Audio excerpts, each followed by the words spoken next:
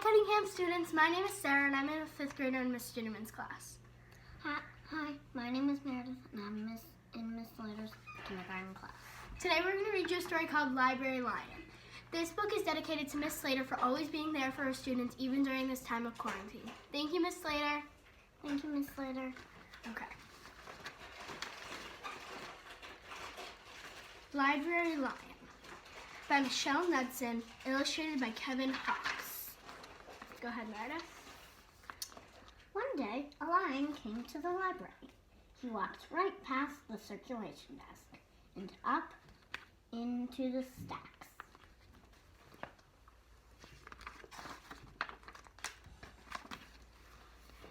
Mr.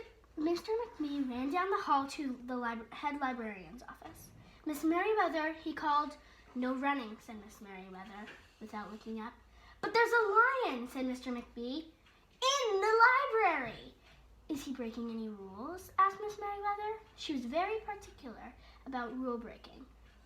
Well, no, said Mr. McBee. Not really. Then leave him be.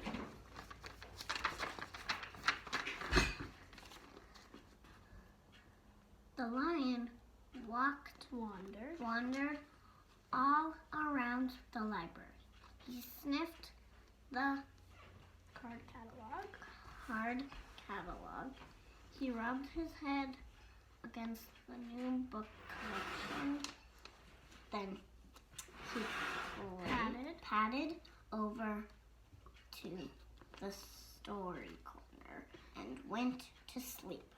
No one was sure what to do. There weren't any rules about lions in the library.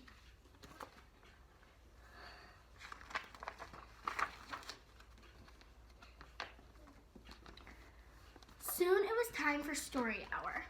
There weren't any rules about lions at story hour either. The story lady seemed a little nervous, but she read out the first book's title in a good, clear voice. The lion looked up. The story lady kept reading. The lion stayed for the next story, and the story after that. He waited for another story, but the children began to walk away. Story hour's over, a little girl told him. It's time to go. The lion looked at the children.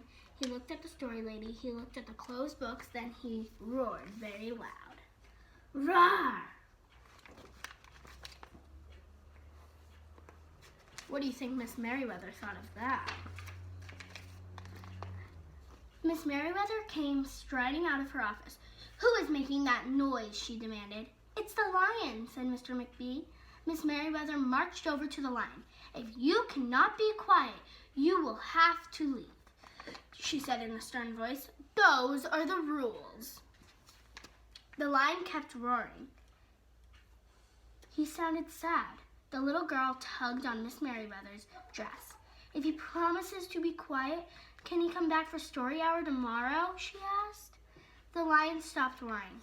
He looked at Miss Merriweather. Miss Merriweather looked back. Then she said, yes, a nice quiet lion would certainly be allowed to come back for story hour tomorrow. Hooray, said the children. The next day, the lion came back. You are early, said Miss Merriweather. Story hour is not until 3 o'clock. The lion did not budge. Very well, said Miss Merriweather. You might as well make yourself useful. Right. She said, sent him off to dust the encyclopedias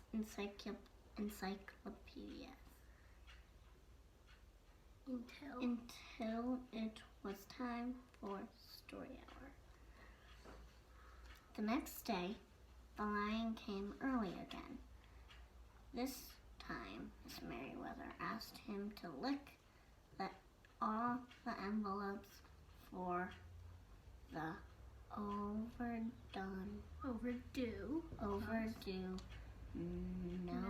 notices.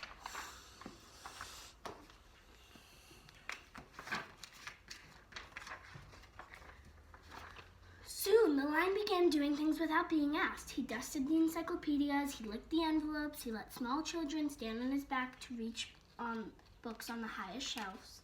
Then he curled up in Story Corner to wait for story hour to begin. At first, the people in the library were nervous about the lion, but soon they got used to having him around. In fact, he seemed very well suited for the library. His big feet were quiet on the library floor. He made a comfy backrest for the children at story hour, and he never roared in the library anymore. What a helpful lion, people said. They patted his soft head as he walked by. How did we ever get along without him? Mr. McBee scowled when he heard that. They had always gotten along fine before that. No lions were needed. Lions, he thought, could not understand rules. They did not belong in the library. One day, after he dusted all the encyclopedias, he licked all the envelopes and helped all the small children, the lion padded down the hall to Miss Merriweather's office to see what else there was to do. There was still some time left before story hour. "Hello, Lion," said Miss Merriweather. "I know something you can do. You can bring a book back into the stacks for me. Let me just get it down from the shelf." Miss Merriweather stepped onto the step stool. The book was just out of reach. Miss Merriweather stood on her toes. She stretched out her fingers. "Almost there," she said. Then Miss Merriweather stretched a little too far.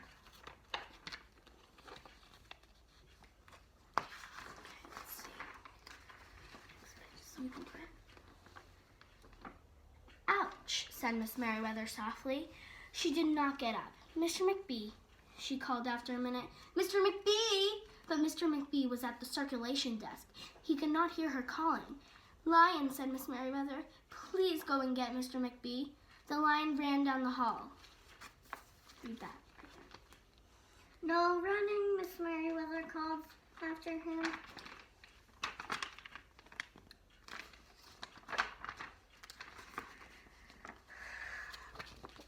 The lion put his big front paws up on the circulation desk and looked at Mr. McBee.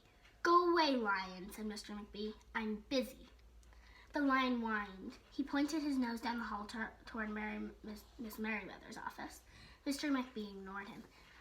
Finally, the lion did the only thing he could think of to do. He looked at Mr. McBee with Mr. McBee right in the eye. He opened his mouth very wide, and he roared, the loudest roar he had ever roared in his life. Roar!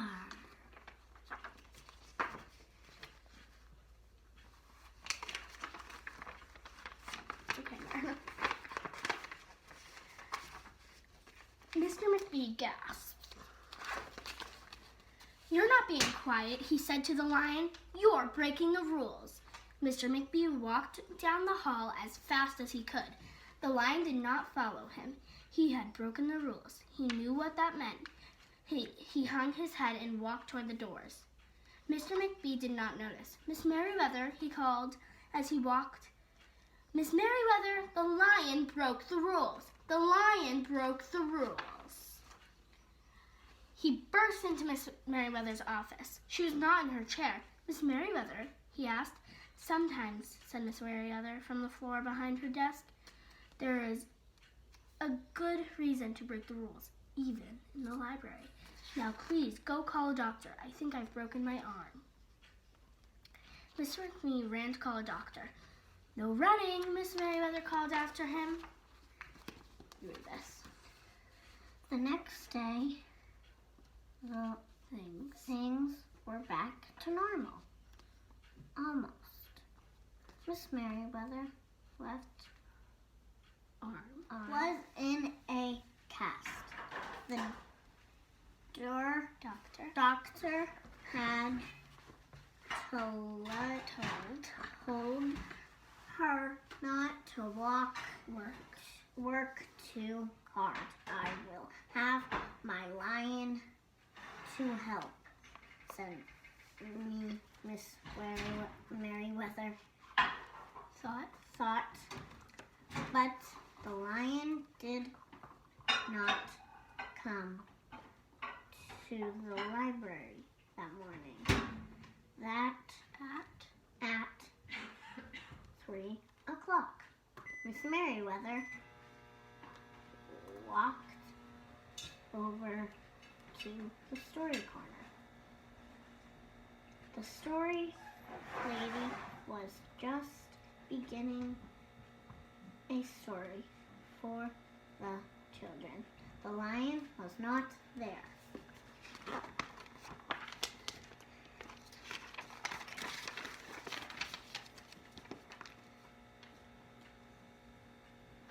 People in the library kept looking up from their books and computers.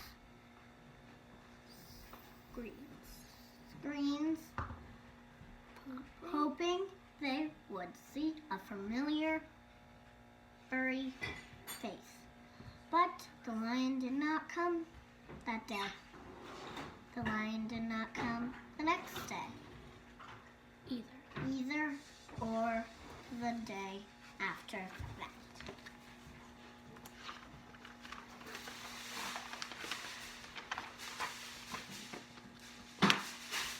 One evening, Mr. McBee stopped by Miss Merriweather's office on his way out. "Can I do anything for you before I go, Miss Merriweather?" he asked her. "No, thank you, Miss Merriweather," said Miss Merriweather. She was looking out the window. Her voice was very quiet, even for the library. Mr. McBee frowned as he walked away. He thought there was probably something he could do for Miss Merriweather after all.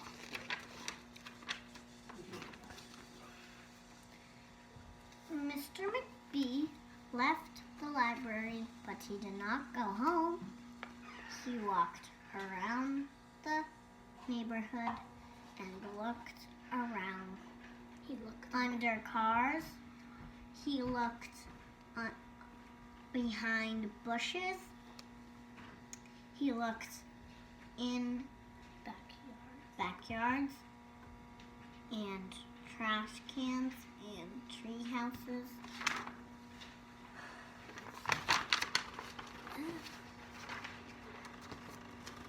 Finally, he circled all the way back to the library.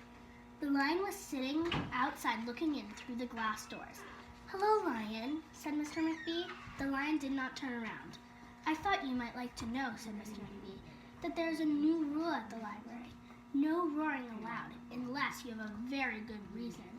Say if you're trying to help a friend who's been hurt, for example." The lion's ears twitched. He turned around, but Mr. McBee was already walking away.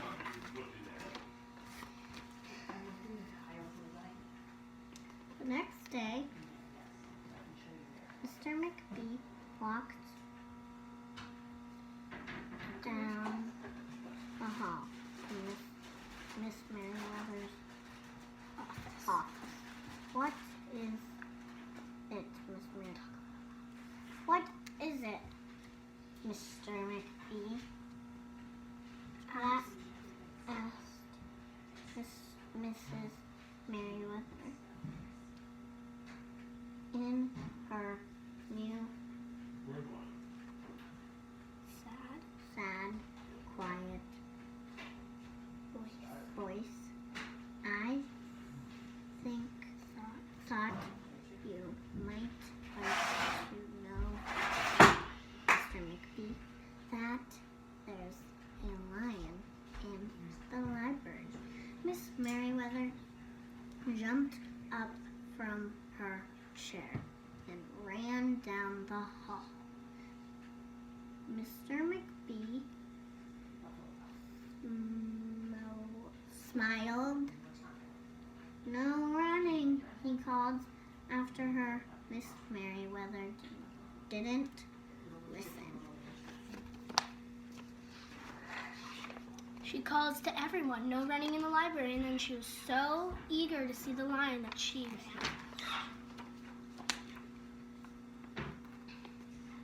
Sometimes there was a good reason to break the rules, even in the library.